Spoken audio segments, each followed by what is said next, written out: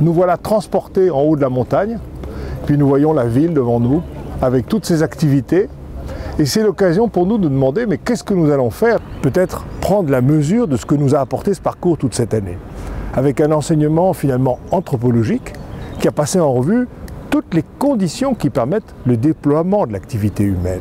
Nous avons progressivement pu voir comment nous situer, comment nous enraciner, comment nous relier, comment nous ouvrir, et tout ceci pour pouvoir travailler, réparer, pacifier.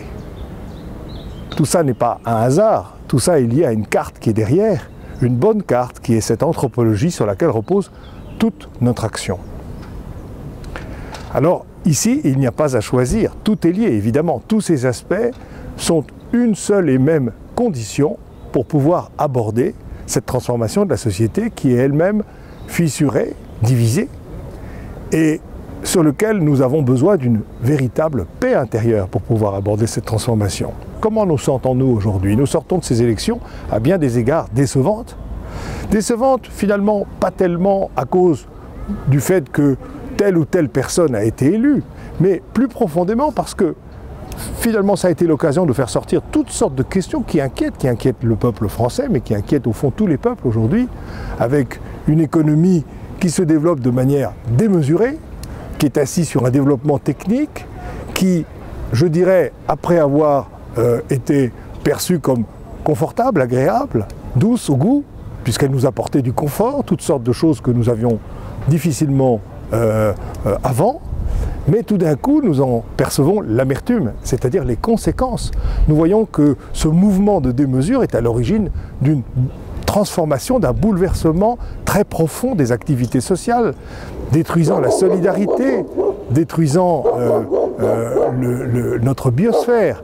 Et cette question finalement est restée intouchée parce que nous avons eu au fond des réponses simplificatrices mais pas réellement de réponses profondes. Deuxième sujet d'inquiétude évidemment, c'est cette déconstruction anthropologique qui est associée à la première. Là encore, tout est lié.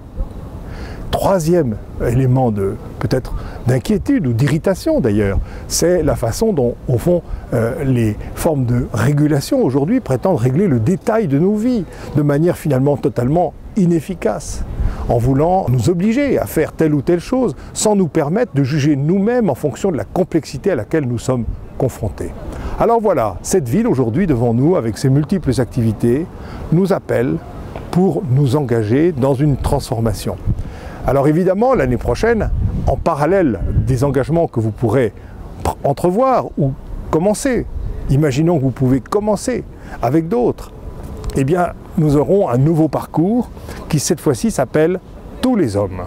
Tous les hommes parce que, effectivement, nous devons penser l'humanité non pas seulement comme personne, mais aussi comme multitude, comme collectivité, comme groupe, comme commun.